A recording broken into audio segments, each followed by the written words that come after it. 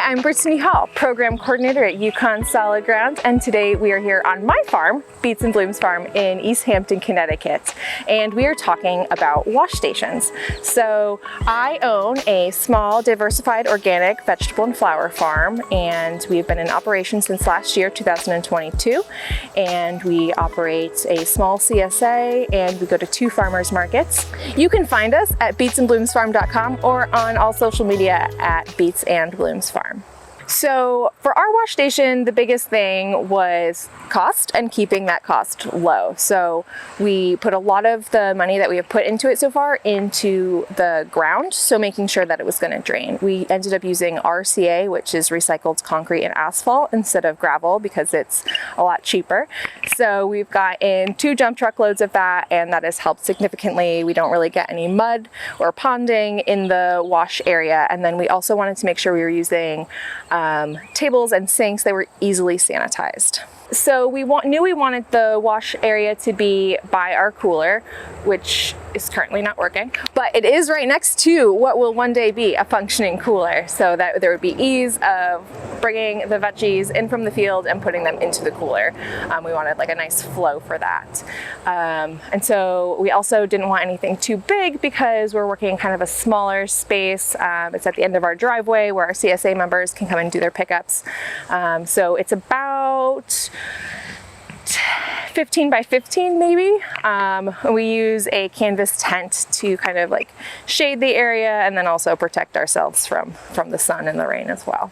So we didn't use any guide or specific like websites or plans when we were putting ours together. My wife and I have both worked on a number of farms, so we had an idea of what we wanted. We knew that things were going to come in from the field here, go into the tub, and then be processed to go to market or into the CSA over here. So there's kind of like a little S.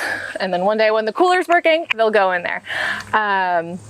So we didn't like follow any specific guides or instructions. And so we didn't really have help beyond ourselves. Our parents helped a teeny tiny bit with spreading the RCA, but really that was the largest labor of it. So it was just kind of the 2 of us spreading this, and then each week we pop up the tent and get it ready for whenever we're processing CSA orders or getting ready for markets. The most expensive part of this was the RCA. We got 2 loads dumped, and each one was about $200. The largest part of that was actually the delivery cost, which was like $100 each. We had it delivered from right down the road at Butler Construction. And like I said, we chose this material because it is the least expensive, but I also liked that it was recycled materials. And that's, something important to us. The other thing we bought was this sink. We found it on Facebook Marketplace for $50, which was awesome. So we drove out. And then our tables we were able to get for free from some friends. Our harvest totes we purchased from Assawaga Farm.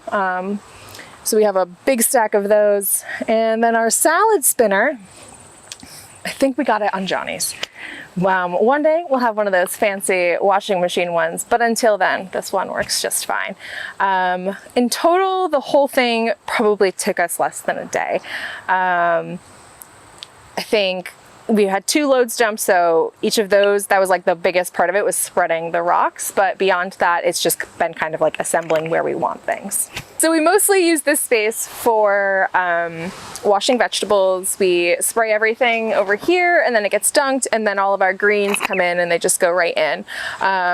We do triple wash all of our lettuces, so I'll fill up both. I'll wash it in one, drain it, and put it in the other one, and then fill it, and that's how we do it. We don't have a third basin, but we will have one. Everything gets packed here. We use bags for our CSA. And then on our CSA pickup days, I put up a second tent and folks pick up over here. We do a flower and a vegetable CSA. So we have the bouquets and we have bags all set to go for folks. I'm not sure how it'll change throughout the season. We have a lot of root crops and winter squash that'll be coming in. So for the root crops, we'll do a lot more spraying over here. So I'll have to see if we end up needing to put down more stone to kind of handle that amount of water. But then it will be, less of the greens washing. So when we first put this together, I thought this was a more level spot. It is not. So we ended up needing to build it up quite a bit for the cooler, and then also so that we weren't like standing on a hill while we were washing. So we ended up using more of the RCA. I thought one load was going to be enough, but it has been two, to kind of level it out. I don't know if there's anything I could have done differently at this point, but I know what I would do differently in the future if I had more money. And that would be putting up a permanent structure overhead. We use these tables also for our markets, so I'd love to get more tables, but like I said, these ones were free, so you know, we'll buy some more tables and those will become market tables, and these ones can just kind of stay because we end up having to dismantle our wash pack area on Fridays for our Friday, Saturday farmers markets, which is a bit of a pain. So we have a hose going from our well.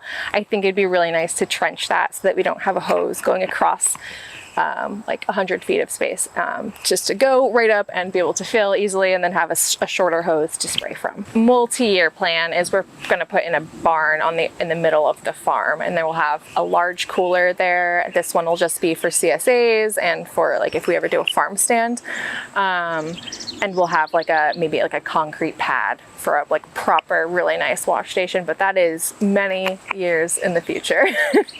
The dream. We do cut flowers, and so for them a lot of it is keeping them out of the sun after they've been harvested, so having the shaded space is really important. Our field is very nice and open. We don't have a lot of trees, which is perfect for growing, not great for hiding flowers in the shade, so this has been great to have a spot to put the buckets until they're ready to be processed. And then once the cooler is running, it'll be really nice to have them so close together to be able to strip the flowers and get them into the cooler as quickly as possible. Having space for arranging the flowers is really important. So I don't do much of that. My wife does, but she takes up a lot of room to make a lot of bouquets. So having more than one surface to be putting together mixed or single type bunches is really important. We are pretty cognizant of all of the like compostable scraps that come off of our thing. So we'll strip flowers into, we've just got like a Rubber made tote that I think is from Tractor Supply for like 16 bucks, that we can just easily take it and dump it to bring out into our compost pile. Instead of letting lots of stuff fall to the ground, if I'm like cleaning up some beet bunches or onions, I'll try to just do that right into the bucket. So it's just like a matter of making that part of your process. And if there is a lot of stuff on the ground, we kind of just like pick it up with our hands, throw it in the bucket. That way it just doesn't sit there and decompose on the ground and get kind of gross. So I think my biggest piece of advice to folks is that you don't need tons of money to make yourself a wash pack area that will work for your operation, at least to begin with.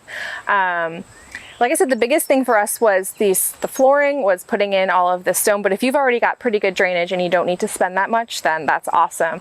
And you can really find a lot on Facebook Marketplace. You can ask friends. Our canopy is from our dad. Like, you don't need to spend tons of money. If you kind of ask around, there's a lot of the like free sites on Facebook that you can go to and find things, and we found that to be really helpful. And like our harvest baskets are from the dollar store for $1.25, and you know, we'd like to replace those one day, but for now that's what we can afford. So my biggest piece of advice is don't be daunted that you can't afford all of the high-end things that you see at farms that have been established for a long time.